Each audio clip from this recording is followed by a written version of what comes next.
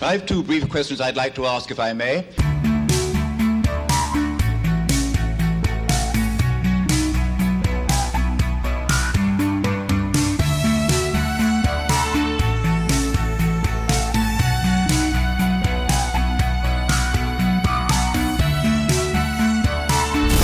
Welcome to Left Foot Media. My name is Brendan Malone and you're watching The Daily Question. Today's question of the day, is Hollywood creatively bankrupt? And I think the answer to that question is yes, they are. And the reason I think yes, they are is because the amount of franchise mining, not just franchise mining, but franchise strip mining that is now going on as the sort of norm in Hollywood.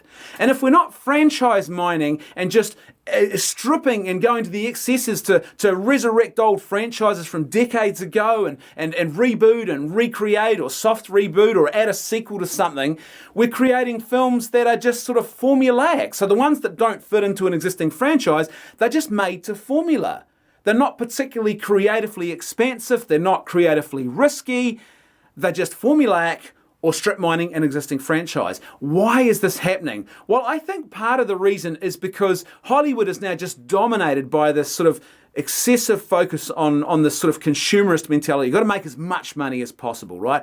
And the way that you make the biggest buck in the quickest way possible is, in the Hollywood context, is you go back to something that's already worked and then you take a risk on that.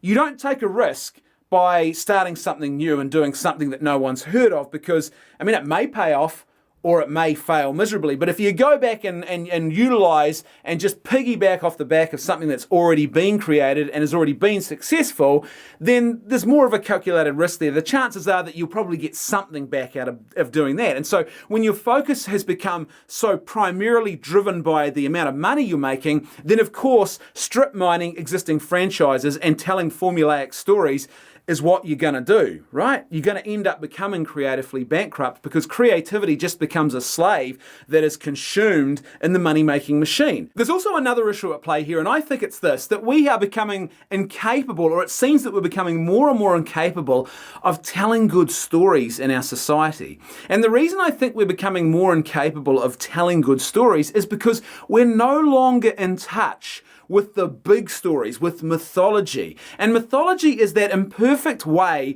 of trying to grasp at those objectively good, true, and beautiful things about the human experience. We tell ourselves these big stories because they help us to make sense of the human experience, and we recognize something good, something true, something beautiful about that. We recognize things like redemption, like the importance of virtue, the need for self-sacrificial love. We see the fact that there is good and evil, and we should fight against evil and fight for what is good. And so the big stories, the stuff that really matters, I think we're losing touch with that. I think there's several reasons for this. I think part of it is we're becoming mired in these sort of relativistic and nihilistic philosophies about life.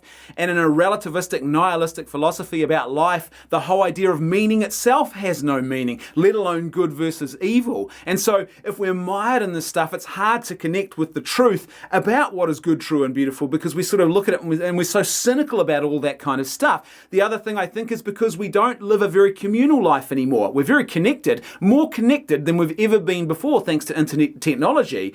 But as far as being communal, we don't really live communal lives. Most of us are sort of moving between two different states. We're either really, really busy or distracting ourselves. So if we're not busy working or going somewhere or doing something else, we're then distracting ourselves. You know, the earphones go in, the music goes on, the Netflix goes on, we jump on social media, we get into our own little sort of individualistic silo. We're told regularly that life and happiness is all about making yourself happy, and it's all about making sure that you get what you want. And so we're sort of encouraged constantly to think of ourselves in individualistic ways.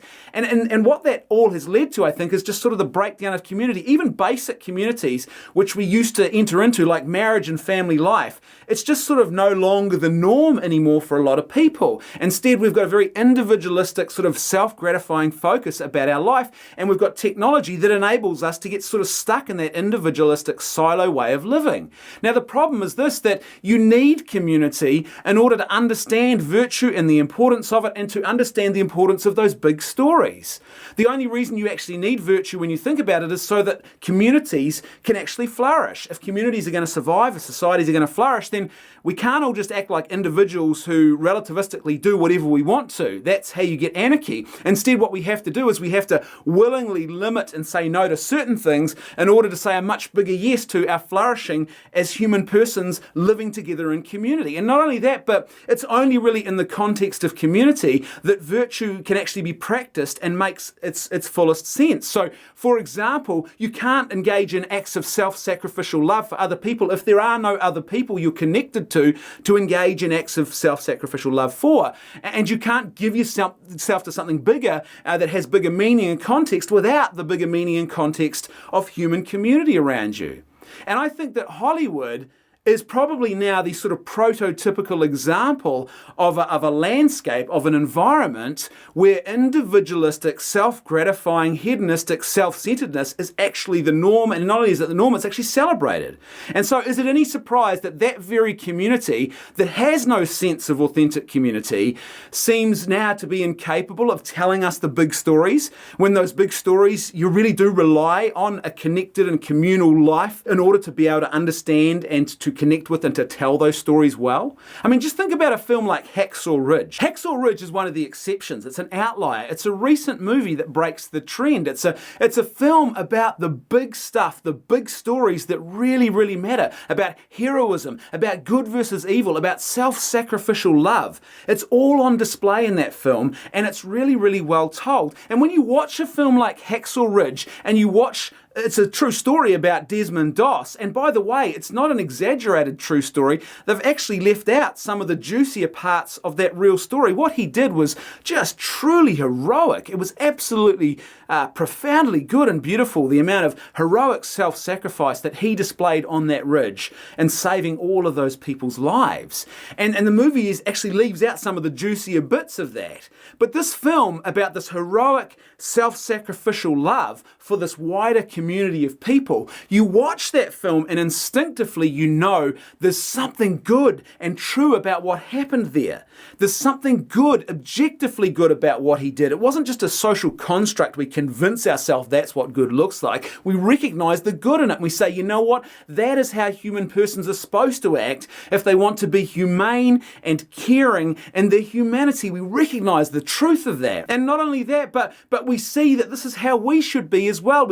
We're called to something greater. It really speaks to us and it's universal. It doesn't matter who you are or where you come from or what your personal ideological commitments or philosophical beliefs or your religious views are. You look at that and you see something that is abundantly good. You see something that is profoundly true and beautiful and worth imitating in our lives. Why? Because Hacksaw Ridge is connected with, is in touch with. It's a story that's been made by people who understand the big stories, who understand that mythology is ultimately, and good storytelling is about connecting with the stuff that really matters. And that's why it's such a good film.